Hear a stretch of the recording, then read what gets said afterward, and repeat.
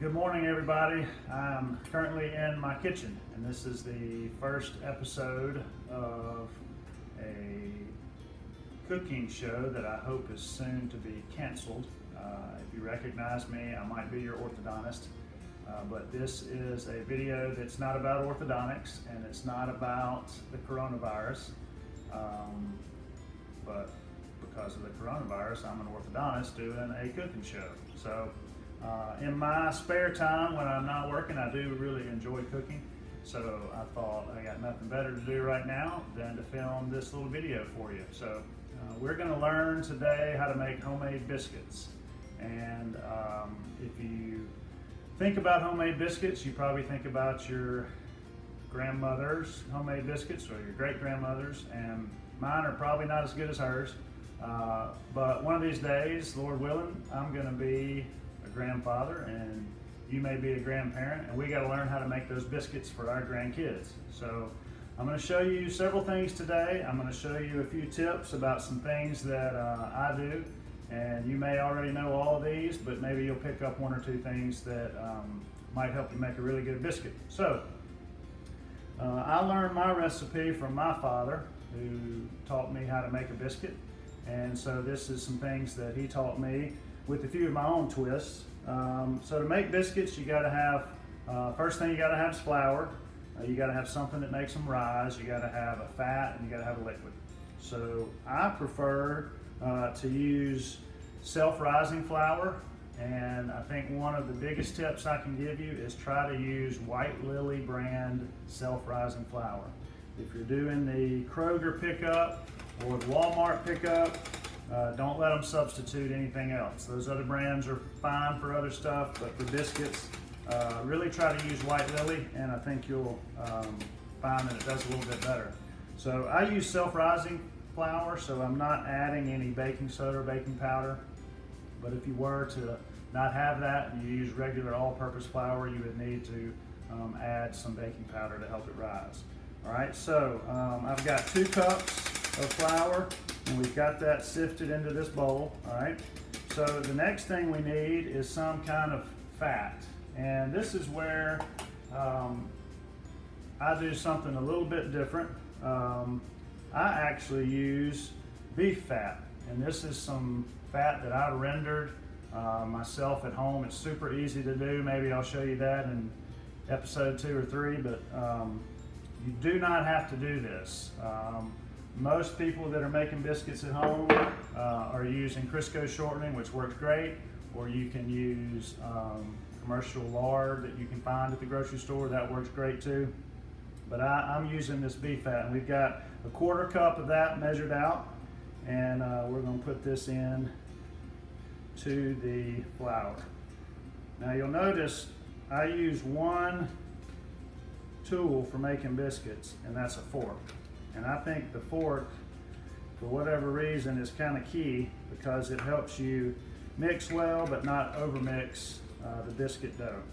So I've got all of that in here, and then the next thing we need is some liquid. So I use whole buttermilk. Some people use regular milk. I think buttermilk's good. I don't use low-fat buttermilk. And I've got about a cup here, but we're not going to need all of that. So before we put the milk in, we're going to cut this shortening or lard into the dough.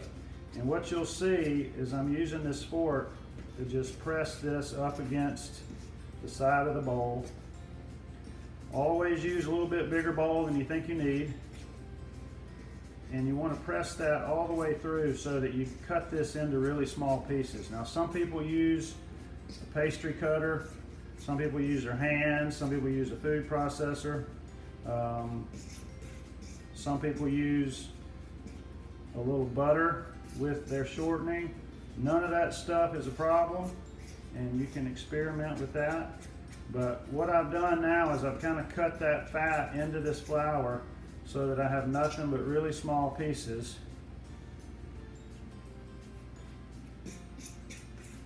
No big lumps or clumps in there. All right, so next we're going to start to add the buttermilk, and just add a little bit at a time. Probably add a 1/2 cup or so, and all we're going to do is take this fork and just real lightly whisk that around, okay? And as you start to stir this around, it's going to start to kind of gather up a little bit. You want to bring that dry flour into the middle. And when it feels like you kind of got as much as you can there, you can add a little bit more. I think when it's all said and done, you'll probably use a little bit less than a cup of liquid. And that all depends on how heavy-handed you were on the flour, how much flour is packed into your measurement. But I think it's normally about 2/3 to 3/4 of a cup of buttermilk. I'm going to add just a little bit more. It's a little bit better to err on the wet side, in my opinion. And one last time. That should do it. All right, so now we've got this all kind of clumping up really good. You can see it's kind of starting to make some bigger clumps. And once we get to there, we're done. Okay, and I'm going to take this whole bowl and dump it out. Now, this is an important part here that we're not really going to knead this dough. We're going to bring it together and we're going to pat it out. And it feels a little wet. We're going to put some of that dry flour over the top. Okay, and we're going to fold it over. And we're going to do it again. Okay, and we're going to fold it over. It's looking kind of messy right now, but it's all going to come together. And I'm just folding one after the other. Each time I fold, it's kind of like I'm making another little layer in that biscuit dough. And when I feel it a little sticky on my hands, I just take some of that extra flour over the top, flip it over, okay, folding it again. Now it's starting to kind of smooth out a little bit.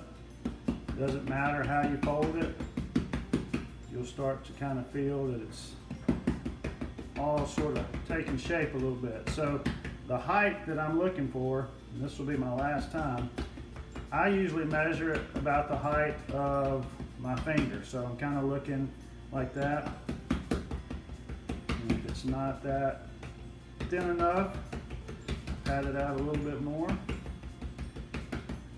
And that's about where I want it, okay? So you may have some little extra. We're going to use that in a minute. All right, now what we're looking at is we got to cut the biscuits, okay? So there are different ways you can cut those.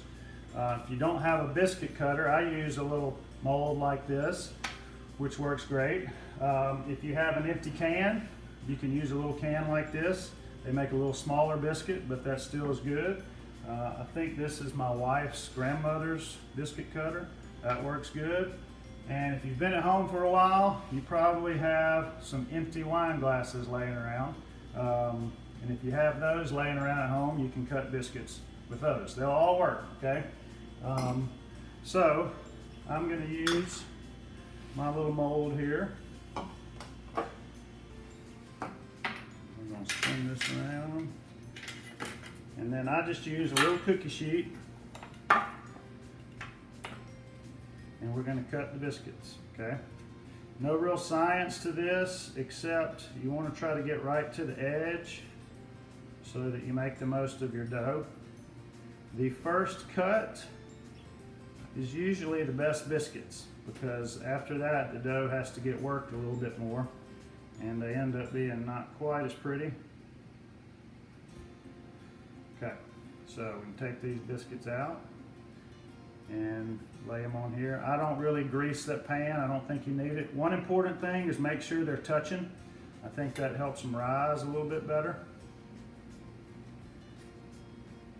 I'm going to leave this biscuit out for later, and we're going to compare how much our other biscuits rise with that one. So this recipe will get you about 10 biscuits. So once you've done that, you're going to take all these little scraps and you're going to do the same thing we did earlier. Just patting it and folding it just a couple more times. So So because I've worked that dough a little bit more, they don't quite rise as good. They're still good, but the best ones are the first ones. Okay.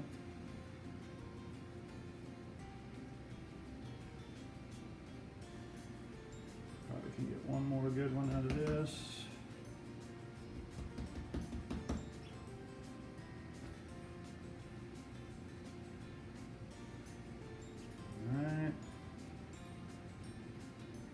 Just so you know, I'm not doing the magic of any cameras out here.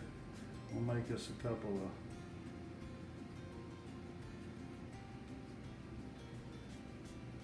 Easter cross biscuits. All right, so we're done with that. While you're waiting on your oven to preheat, your oven should be at 500 degrees, so it may take a little while to preheat. I'll usually take a towel and just lay them over. It's okay if they sit here for 10 minutes or so. And then once the oven is preheated, you can put them in.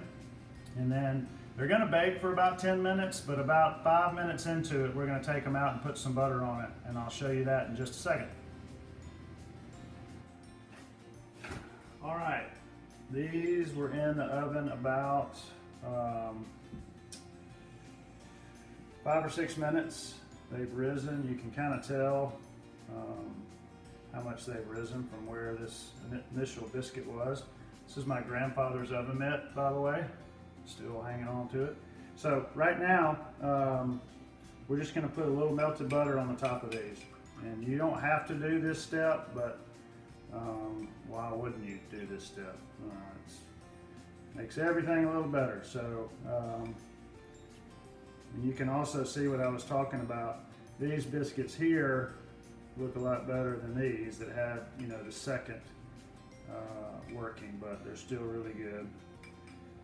And my little crosses don't really look like crosses anymore, but they'll be good little tasters later. So after we get good and buttered on the top, we're going to put these back in until they're brown, and that's going to take just a few more minutes, and then we'll talk about how to serve them up.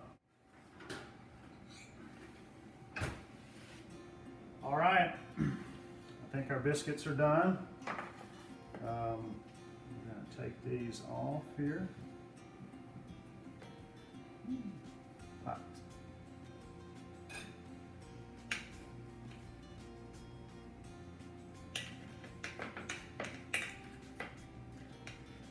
So let me just show you kind of the difference in how those biscuits have risen, and they look really good. You'll notice you open them up, nice and flaky. Look at the camera. So at this point, they're almost too hot to hold on to, but we want to take some butter, put them on there. All right, can't beat that. Also have some Cherry Creek Orchard jelly. Shout out to everybody in Pontotoc. This is really good jelly. I'll be honest, I don't even know what kind of jelly it is, but it's really good, and I like the flavor of it. So here, little jelly on there is good. And then one other thing that I do sometimes is get a little ham on those biscuits. And so we can take our biscuit cutter and cut a little piece of ham like that. We can cut open our biscuit. Looks really good. Now we got an OCD orthodontist piece of ham in our biscuit. So hopefully you've learned a little something on this video, and hopefully when you go home, or probably still at home, make some biscuits this weekend. Nothing better than tomorrow, Sunday morning, Palm Sunday. Take this recipe, get your church service online or on TV, make a big biscuit breakfast for your family. So I hope you enjoyed it. Look forward to seeing y'all soon. Thanks a lot. Bye.